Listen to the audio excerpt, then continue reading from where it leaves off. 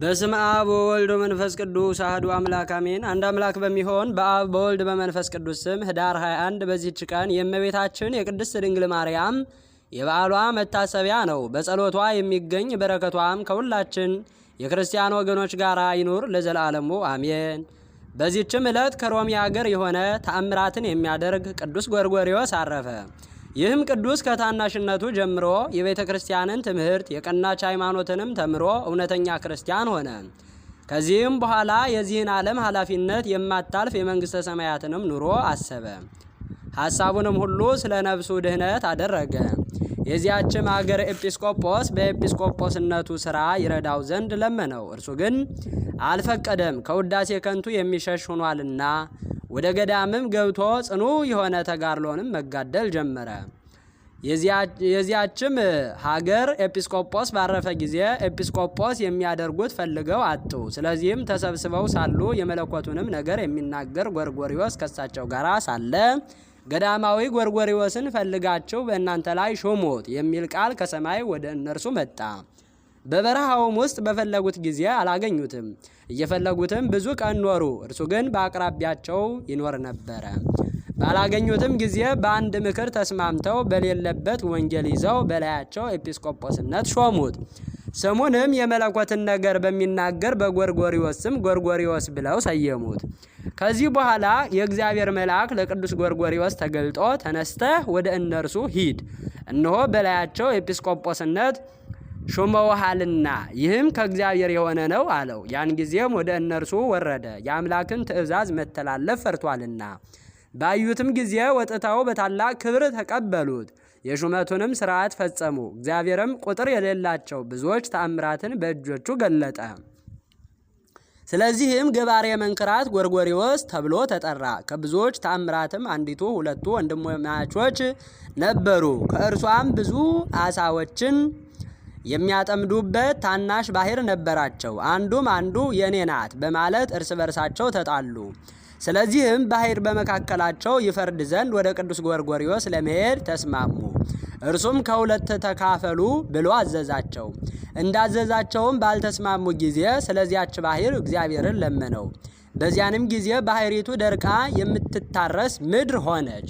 በመካከላቸውም ሰላም ሆነ። በእጆቹ ስለሚያደርጉ ድንቆች ተአምራት ዜናው በሁሉ አገር ተሰማ። በጎ አገልግሎትንም ከፈጸመ በኋላ በሰላም አረፈ። ለእግዚአብሔር ምስጋና ይሁን። እኛንም በዚህ አባት ጸሎት ይማረን፣ በረከቱ ከእኛ ጋር ትኑር ለዘላለሙ አሜን። በዚህችም ቀን የእግዚአብሔር የእስክንድርያ ሊቀ ጳጳሳት ቅዱስ አባት ቆዝሞስ አረፈ። እርሱም ለአባቶች ሊቃነ ጳጳሳት 54ኛ ነው። ይህም አባት ብዙ መከራና ሐዘን ደረሰበት። በዘመኑም በክርስቲያን ወገኖች ሁሉ ላይ መከራና ችግር ደረሰባቸው። በእነዚያም ወራት የክርስቲያን ወገኖችና አይሁዳውያን ልብሳቸውን በሰማያዊ ቀለም እንዲያቀልሙት እንጂ ነጭ ልብስ እንዳይለብሱ የእስላሞች ንጉሥ አጋፊር አዞ ነበርና። በዚህም አባት ዘመን ድንቆች የሆኑ ብዙዎች ተአምራቶች ተገለጡ። በአስቄጥስ ገዳም በቅዱስ ሳዊሮስ ቤተ ክርስቲያን ውስጥ የእመቤታችን የቅድስት ድንግል ማርያም ስዕል ነበረች። ጎኗም ተገልጦ ከእርሷ ብዙ ደም ፈሰሰ። በግብፅ አገር ካሉ ከሌሎች ስዕሎችም ከዓይኖቻቸው ብዙ እንባ ፈሰሰ። ይህም የሆነው በሊቀ ጳጳሳቱና በክርስቲያን ወገኖች ላይ ስለደረሰው መከራ እንደሆነ በመራቀቅ የሚያስተውሉ አወቁ። ከዚህ በኋላ ስለ እነዚያ የከፉ ወራቶች ፈንታ በጎ የሆኑ ወራቶችን እግዚአብሔር ሰጠው። ሁልጊዜም ምእመናንን የሚያስተምራቸውና የሚያጽናናቸው በቀናች ሃይማኖትም የሚያበረታታቸው ሆነ። በወንጌላዊው ማርቆስ ወንበርም ላይ 7 ዓመት ከ5 ወር ከኖረ በኋላ በ575 ዓመት በሰማዕታት ህዳር 21 በዓመተ ሰማዕታት ቀን አረፈ። ይንሶር በሚባል ዋሻም ተቀበረ። ለእግዚአብሔር ምስጋና ይሁን። እኛንም በዚህ አባት ጸሎት ይማረን፣ በረከቱ ከእኛ ጋር ትኑር ለዘላለሙ አሜን። በዚህችም ዕለት የእስሙናይን ሀገር ሰማዕታት እልፌዎስ፣ ዘኬዎስ፣ ሮማኖስ፣ ዮሐንስ፣ ቶማስ፣ ፊቅጦር፣ ይስሐቅ መታሰቢያቸው ነው። በረከታቸው ከእኛ ጋር ትኑር ለዘላለሙ አሜን። በዚህችም ቀን ደግሞ የብርሌ የብርጭቆ ሰሪዎች ልጅ የሆነ የአስዮጥ አገር ቅዱስ አባት አባ ዮሐንስ አረፈ። ይህንንም ቅዱስ በወለዱት ጊዜ በበጎ ተግሳጽ አሳድገውታል። የጥርብ ስራንም አስተማሩት። ከጥቂት ዘመናት በኋላ አባቱና እናቱ አረፉ። ያን ጊዜ ወደ ቅዱስ አባ ኤስድሮስና ወደ አባ ባይሞይ ዘንድ ሂዶ መነኮሰ። በጾምና በጸሎት በገድል ሁሉ ተጠምዶ ተጋደለ። ዜናውም በራቁ ገዳማት ሁሉ ተሰማ። ከዚህም በኋላ ከእግዚአብሔር የታዘዘ መልአክ ተገለጠለት። ወደ ሀገሩ ሂዶ ወገኖቹን የጽድቁን ጎዳና ይመራቸው ዘንድ አዘዘው። ቅዱስ ቁርባንንም ሳይቀበል ከበዓቱ ሳይወጣ ሆነ። በአንዲት ዕለትም ሁለቱ ቅዱሳን አረጋውያን አባ አብዥልና አባ ብሶይ ወደ እርሱ መጡ። ገና ወደ እርሱ ሳይቀርቡ ከሩቅ ሳሉ ስማቸውን በመጥራት ሳያውቃቸው አባቶቼ ለመምጣታችሁ ሰላምታ ይገባኛል ብሎ ተናገረ። እጅግም አደነቁት። አባ ሲኖዳም ከግብፅ አገር እየመጣ ብዙ ጊዜ ይጎበኘው ነበረ። ከዳተኞችም ጠብ በግብፅ አገር ላይ በተነሳ ጊዜ ንጉሥ ቴዎዶስዮስ የላከው የጦር መኮንን ወደ ቅዱስ ዮሐንስ መጣ። በጸሎቱም ይረዳው ዘንድ ለመነው። ቅዱስ ዮሐንስም መስቀሉን አንስቶ መኮንን አይዞ አትዘን፣ አንተ ጠላቶችን ድል ታደርጋለህና አለው።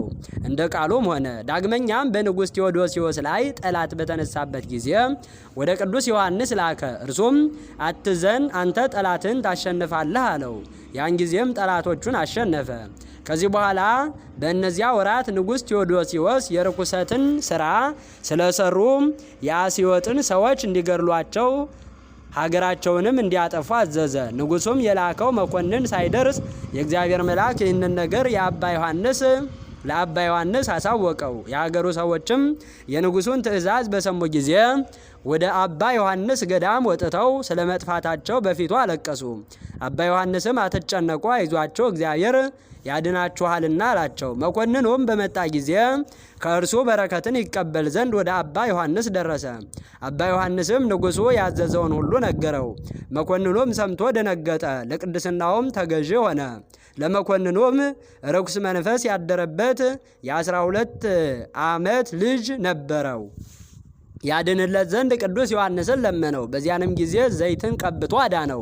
ከዚህ በኋላ የስዩጥ ሰዎችን መግደላቸውን እንዲተው ወደ ንጉሡ ይጽፍለት ዘንድ መኮንኑ አባ ዮሐንስ ለመነው። መኮንኑም ጽፎ ለአባ ዮሐንስ ሰጠው። አባ ዮሐንስም ተቀብሎ ወደ ዋሻው ገባ። ወደ ጌታችንም ጸለየ። ብርሃን ደመናም መጣች፣ ተሸክማም ወደ ንጉሡ አደረሰችው። ያን ጊዜም ንጉሥ ከማዕድ ላይ ነበረ። ያንንም ደብዳቤ ወደ ላይ ጣለለት። ንጉሡም አንስቶ እንደሆነ በመካከላቸው ባለ ምልክት ተጽፎ አገኘው። የተጻፈውም ቃል ስለ አባ ዮሐንስ ልመና ሀገሪቱን ማጥፋትን እንዲተው የሚል ነበረ። ቀና ባለ ጊዜም ደመና አየ። ንጉሡም አደነቀ። ከዚህ በኋላ ሀገሪቱን ማጥፋትን ስለ አባ ዮሐንስ ይተው ዘንድ መልሱን ለመኮንኑ ንጉሥ ጽፎ ደብዳቤዋን ወደ ደመናው ወረወራት። የተሰበሰቡትም እያዩ እጅ ተቀበለችውና ወደ ደመናው ገባች። ወዲያውኑ አባ ዮሐንስ በዚያች ደመና ወደ በዓቱ ተመለሰና በማግስቱ ያችን ደብዳቤ ለመኮንኑ ሰጠው። በላዩም የንጉሥ ፊርማውና ማህተሙ አለ። ባያትና ባነበባት ጊዜ ደነገጠ፣ አደነቀም። ስለ ሀገሪቱም ድህነትም እግዚአብሔርን እያመሰገነ ወደ አገሩ ተመለሰ። የንጉሡ ዘመድ የሆነች የከበረች ሴት ዜናውን በሰማች ጊዜ ከደዌዋ ይፈውዛት ዘንድ ወደ እርሱ መጣች። በጸሎቱም ተፈወሰች።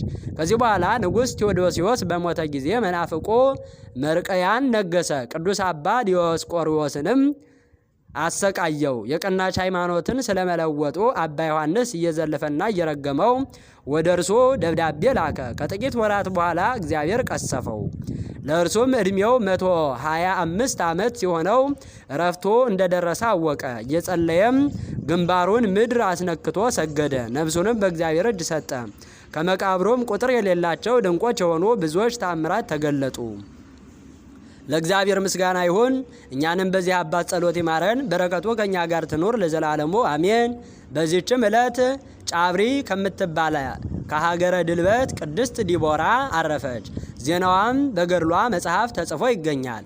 በጸሎቷም የሚገኝ በረከቷ ከእኛ ጋር ይኑር ለዘላለሙ አሜን።